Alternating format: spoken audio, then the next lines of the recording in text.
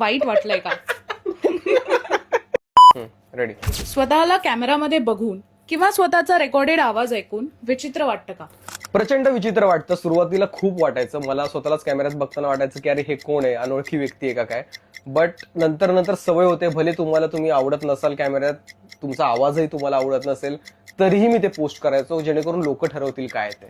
स्वतःपेक्षा कमी टॅलेंट असलेले क्रिएटर्स पटापट ग्रो होताना पाहिल्यावर वाईट वाटलंय का? प्रचंड वाईट वाटलंय, खूप वाईट वाटलंय. बट मला एवढ्या वर्षात एक गोष्ट कळाली की टॅलेंटचे खूप वेगवेगळे प्रकार आहेत. कन्सिस्टन्सी हे सुद्धा एक टॅलेंट आहे. त्यामुळे मला वाटतं की प्रत्येकाकडे कुठलं तरी वेगळं टॅलेंट असतं आणि ते तुमच्याकडे जे काय ते मॅक्झिमम युटिलाइज करून लोक सक्सेसफुल होतात. व्ह्यूज कमी आले म्हणून मूड खराब होतो का? खूप खराब होतो मूड. बऱ्यापैकी 6:30ला रील पोस्ट केल्यानंतर माझा मूड खराबच असतो. बट मला वाटतं मूड चांगला असेल, खराब असेल तरी तुमचे इन्साइट्स बघायचे, त्यात काय बरोबर आहे, काय चुकीचं केलंय ते चेक करायचं आणि ते पुढच्या रीलमध्ये एक्झिक्यूट करायचं.